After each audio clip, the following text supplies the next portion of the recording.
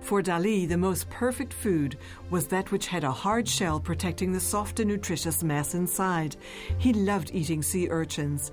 It was an absolute conquest to defeat the resistance of its shell. I picked up a sea urchin, placed it on my head, and took on the upright position before my shadow. William Tell. For Dali, the sea urchin became the apple that William Tell placed on his son's head. Banished from his family by his father, the young Dali felt over his head all the weight of guilt and punishment. And finally, in the later works, the sea urchin is raised in the most perfect natural form.